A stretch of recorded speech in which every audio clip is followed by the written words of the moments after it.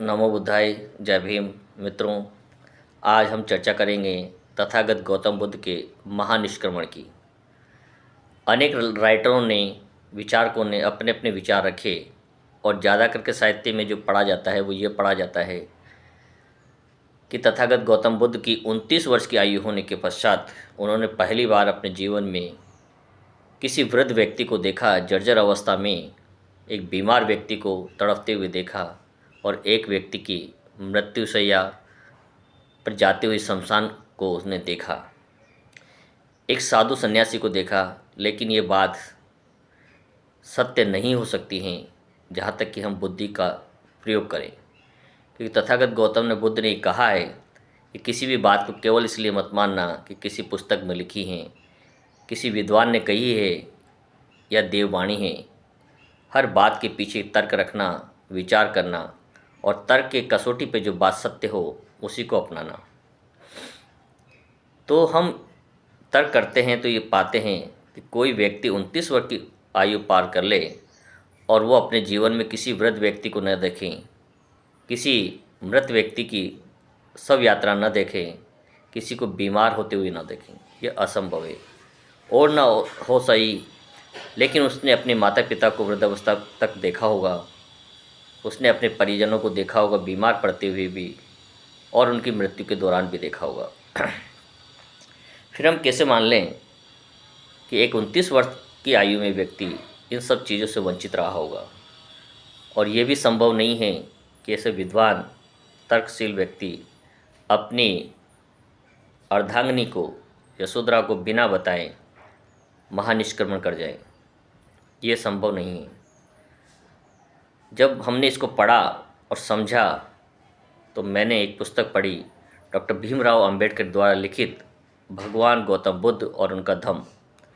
इसके पृष्ठ संख्या 19 से 25 तक जब मैंने अध्ययन किया तो कई चीज़ें सामने आई।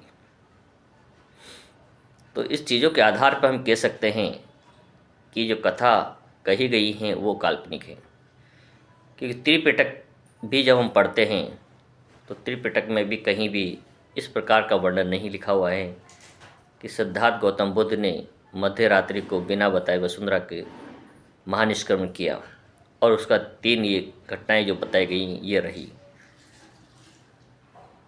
गौतम बुद्ध और उनका बुद्धम के आधार पर अंबेडकर ने जो लिखा है उसको पढ़ने के आधार पर हम इन निष्कर्ष पर पहुंचते हैं कि वो वास्तविक घटनाएं कौन सी थी जिसके आधार पर तथागत गौतम बुद्ध ने अपना गृह त्याग किया।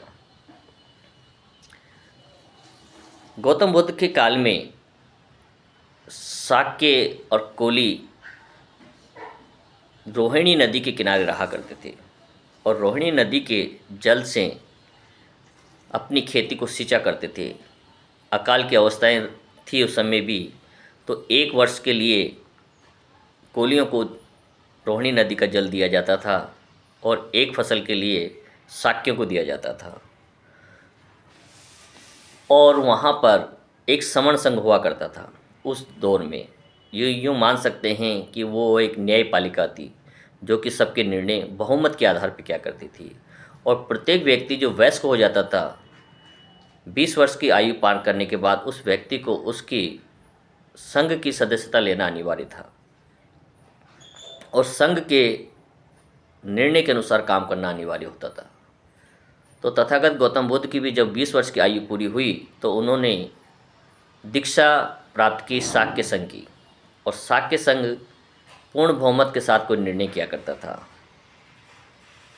तो एक समय जब अकाल की अवस्था हुई तो संघ ने निर्णय किया कि इस वर्ष कोलियों को रोहिणी नदी का जल नहीं दिया जाएगा, क्योंकि इस वर्ष बारिश की संभावनाएं कम हैं, इसलिए संपूर्ण पानी शाक्य वंश को मिलेगा। और तथागत गौतम बुद्ध ने इस बात का विरोध किया। उन्होंने प्रस्ताव रखा कि युद्ध किसी भी समस्या का समाधान नहीं है और युद्ध के द्वारा कभी भी हम विजय नहीं हो सकते हैं, इसलिए शाक्य और कोलियों के बीच में वार्ता करके सामंजस्य बिठाकर एक बीच का रास्ता निकाला जाए और उस पानी का उपयोग दोनों को करने का अवसर दिया जाए। लेकिन तथागत गौतम बुद्ध का ये प्रस्ताव संघ के द्वारा खारिज कर दिया जाता है। और संघ का जो प्रस्ताव था वो ये था कि केवल इस वर्ष शाक्यों को ही रोहिणी नदी का जल दिया जाएगा। और संघ का विरोध करने के कारण सिद्धार्थ गौतम को सज़ा सुनाई जाती हैं और उन्हें 3 प्रकार की सज़ा दी जाती है। और कहा जाता है तीनों में से जो भी आपको उचित लगे उसको आप अपना सकते हैं। और ये संघ का निर्णय है। संघ का निर्णय सर्वोपरि था, जिसे आज के समय में सुप्रीम कोर्ट का निर्णय होता है, उसकी कोई अपील नहीं हो सकती है। संघ ने 3 सजाएं सुनाई। पहली कि वो सेना में भर्ती होकर होने वाले युद्ध के अंदर शामिल हो और कोलियों से युद्ध करें। दूसरी सजा थी उन्हें फांसी पर लटका दिया जाए या वो स्वयं देश निकाले को स्वीकार कर दें, अपने नगर को छोड़कर जाना स्वीकार कर ले। तीसरी सजा थी कि उनके पूरे परिवार की ज़मीन जायदाद को, जो खेती की ज़मीन थी, उसे संघ अपने अधिग्रहण में ले लें, उसे जब्त कर ले और परिवार को वंचित कर दें। गौतम बुद्ध देखते हैं कि यदि पूरी ज़मीन खेती की यदि मेरे परिवार की छीन जाती है तो मेरा परिवार तो सड़क पर आ जाएगा, भूखे मरने लगेगा। और यदि मुझे सेना में भर्ती होना पड़ा तो मैं निहत्थे लोगों की हत्या, अपने ही भाई बंधुओं की हत्या अपने हाथ से नहीं करना चाहता हूँ। एक उपाय था कि फांसी पर चढ़ने से तो अच्छा है कि मैं इस नगर को छोड़ दूँ।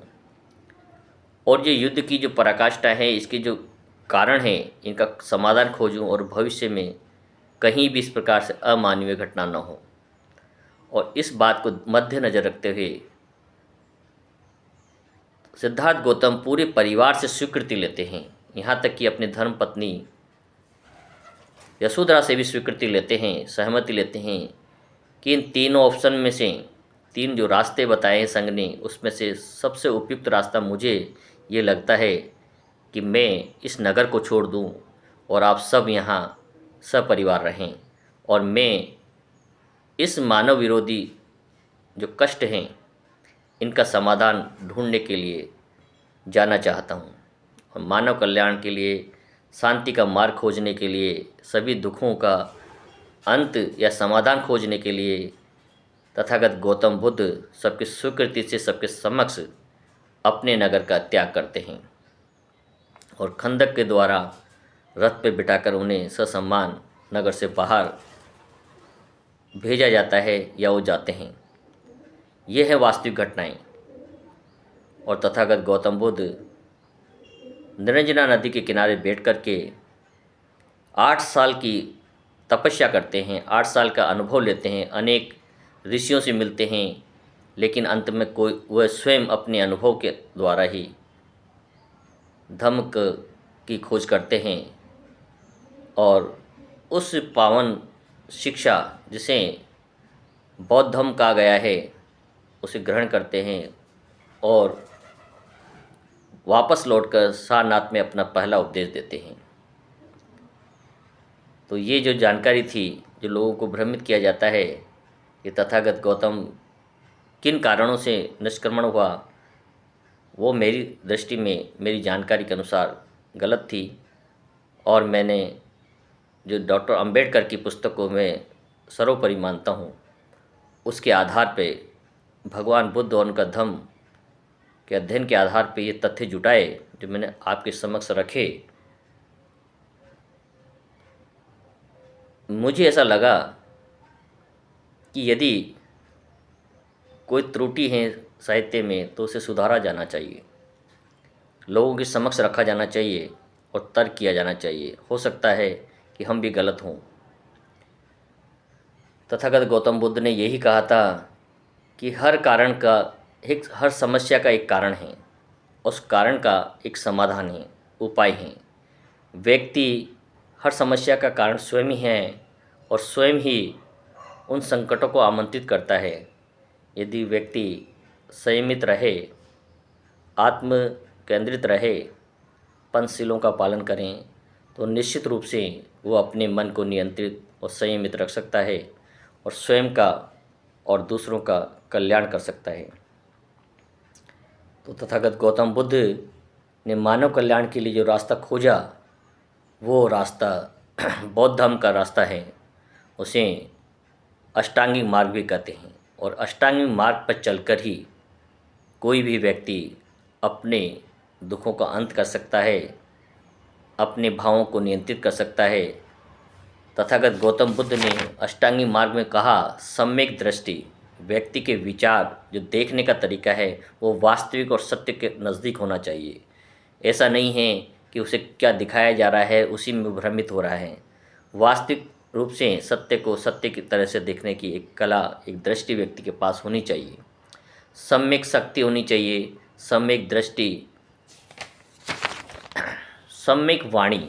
आपकी विचार और वाणी इतनी कोमल, मधुर और लोगों को प्रिय लगने वाली होनी चाहिए, किसी को कष्ट पहुंचाने वाली नहीं होनी चाहिए। दूसरों के प्रति दया, करुणा उसके अंदर होनी चाहिए। सम्यक कर्मांत होना चाहिए, सम्यक व्यायाम होना चाहिए। सम्यक व्यायाम का तात्पर्य है अविद्या को नष्ट करने वाला प्रयास, ऐसा उपाय, ऐसा कार्य जो कि आपके अज्ञान को समाप्त करें, जहाँ से उस दुखद कारागार से बाहर व्यक्ति को निकाला जा सकता है। सम्यक व्यायाम के 4 उद्देश्य हैं।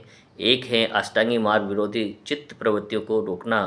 दूसरा है ऐसे चित्त प्रवृत्तियों को दबा देना जो पहले से ही उत्पन्न हो चुकी हैं। तीसरा है ऐसी चित्त प्रवृत्तियों को उत्पन्न करना जो अष्टांगिक मार्ग को आवश्यकताओं की पूर्ति में सहायक हो।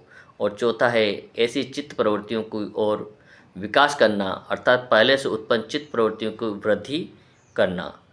सातवां है सम्यक स्मृति। सम्यक स्मृति का तात्पर्य है जागृत अवस्था, जागरूक और विचारशीलता का आह्वान करती हैं। और इसका अर्थ है कि मन में सतत जागरूक बने रहें। अंतिम है सम्यक समाधि। सम्यक समाधि का तात्पर्य है मन को सदा कुशल कर्मों में लगाएं और ऐसा अभ्यास करें कि आपके द्वारा कोई भी अकुशल कार्य न हो। ये अष्टांगिक मार्ग जो तथागत गौतम बुद्ध ने बताएं, इस पर चलकर हम अपना और सभी प्राणी मात्र का कल्याण कर सकते हैं, अपने परिवार और समाज, राष्ट्र का कल्याण कर सकते हैं।